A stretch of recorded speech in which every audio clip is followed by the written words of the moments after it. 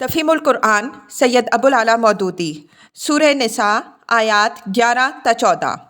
اعوذ باللہ من الشیطان الرجیم، بسم اللہ الرحمن الرحیم۔ یوصیکم اللہ فی اولادکم للذکر مثل حظ الانثیین۔ ترجمہ: تمہاری اولاد کے بارے میں اللہ تمہیں ہدایت کرتا ہے کہ مرد کا حصہ دو عورتوں کے برابر ہے۔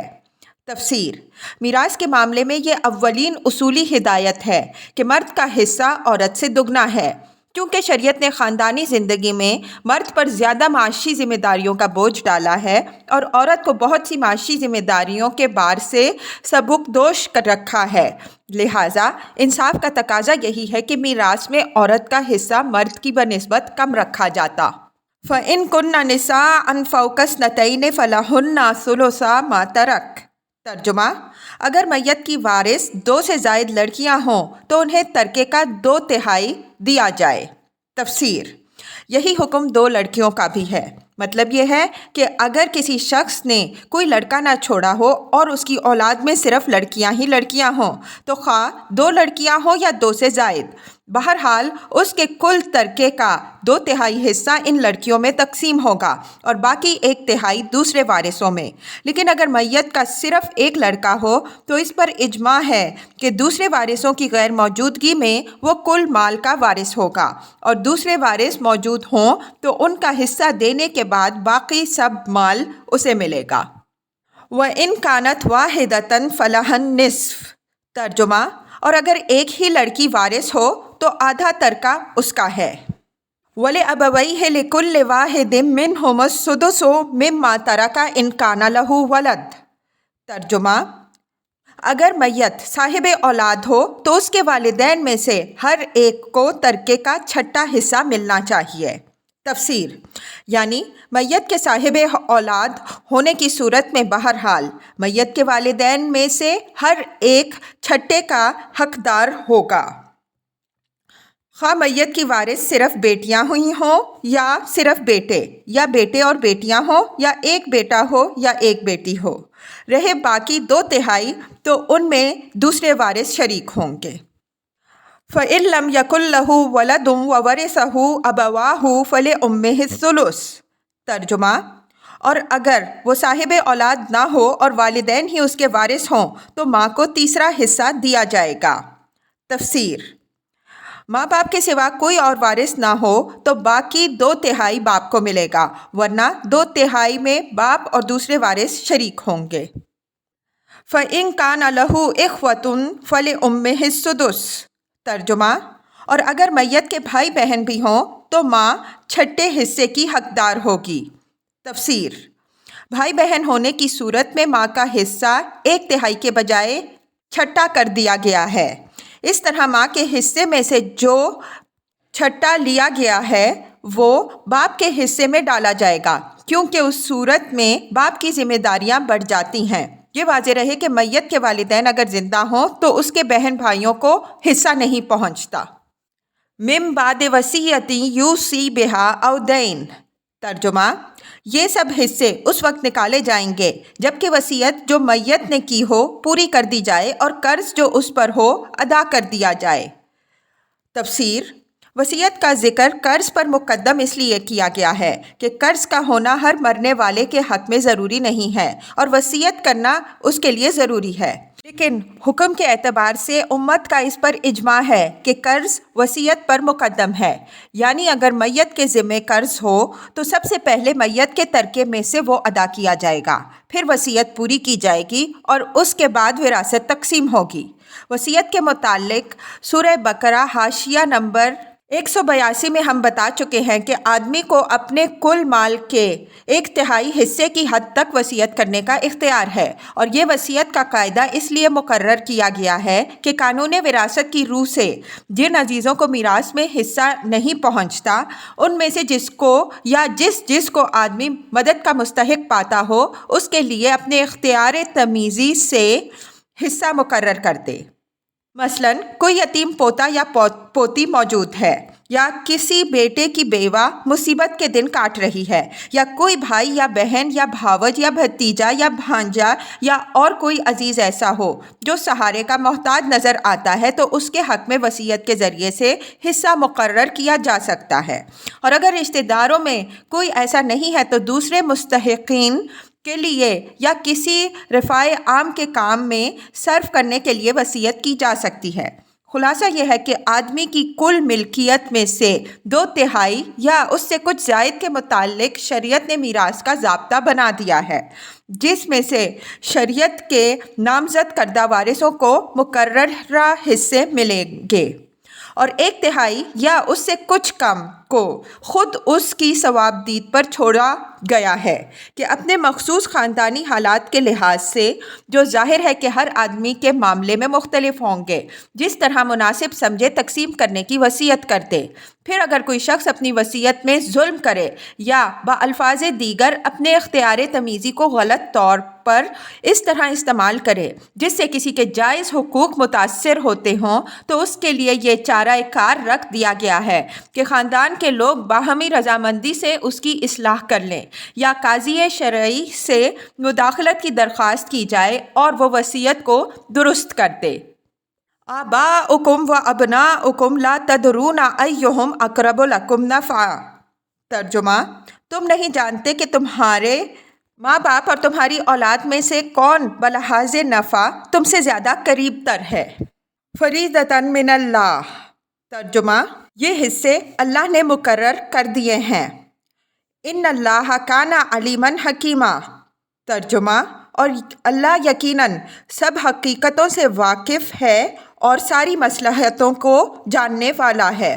تفسیر: یہ جواب ہے ان سب نادانوں کو جو میراث کے اس خدائی قانون کو نہیں سمجھتے اور اپنی ناقص عقل سے اس اثر کو پورا کرنا چاہتے ہیں جو ان کے نزدیک اللہ کے بنائے ہوئے قانون میں رہ گئی ہے۔ وَلَكُمْ نِصْفُ مَا تَرَكَ أَزْوَاجُكُمْ إِن لَّمْ يَكُن لَّهُنَّ وَلَدٌ۔ ترجمہ: اور تمہاری بیویوں نے جو کچھ چھوڑا ہو اس کا آدھا حصہ تمہیں ملے گا اگر وہ بے اولاد ہوں۔ فَإِن كَانَ لَهُنَّ وَلَدٌ فَلَكُمُ الرُّبُعُ مِمَّا تَرَكْنَ مِن بَعْدِ وَصِيَّةٍ يُوصِينَ بِهَا أَوْ دَيْنٍ۔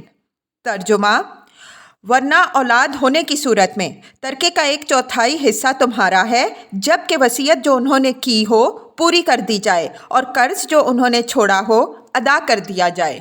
وَلَهُنَّ الرُّبُعُ مِمَّا تَرَكْتُمْ إِن لَّمْ يَكُن لَّكُمْ وَلَدٌ۔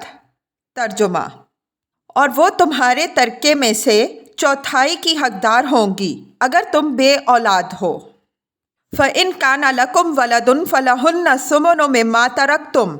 ترجمہ: ورنہ صاحب اولاد ہونے کی صورت میں ان کا حصہ 8واں ہوگا۔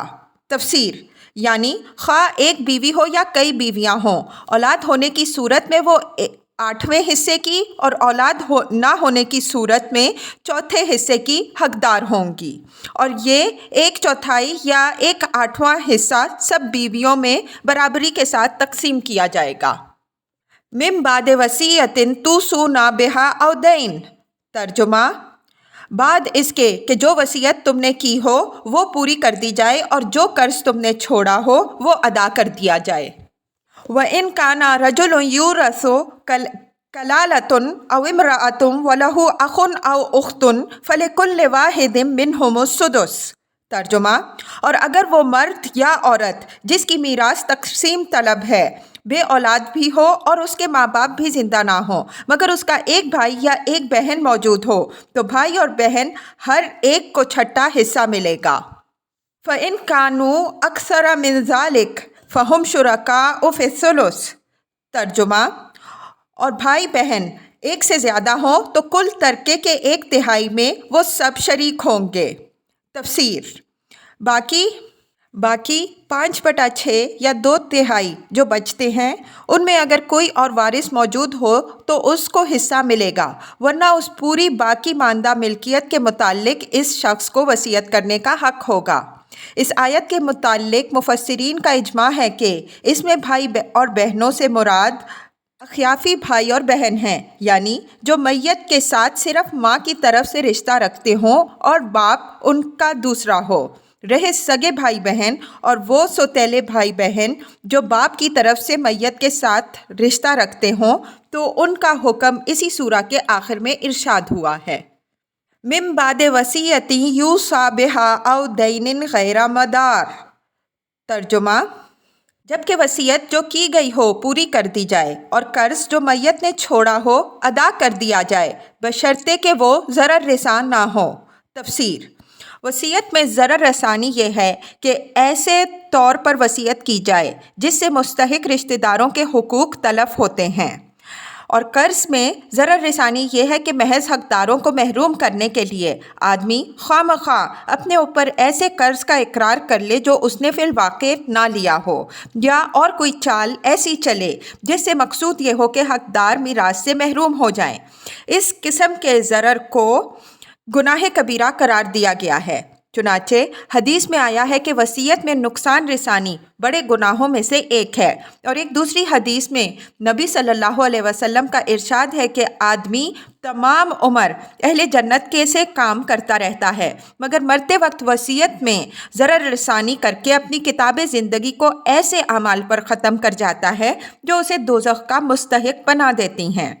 یہ ضرر اور حق تلفی اگرچہ ہر حال میں گناہ ہے، مگر خاص طور پر کلالہ کے معاملے میں اللہ تعالیٰ نے اس کا ذکر اس لیے فرمایا ہے کہ جس شخص کے نہ اولاد ہو اور نہ ماں باپ ہوں، اس میں عموماً یہ میلان پیدا ہو جاتا ہے کہ اپنی جائیداد کو کسی نہ کسی طرح تلف کر جائے اور نسبتاً دور کے رشتہ داروں کو حصہ پانے سے محروم کر دے۔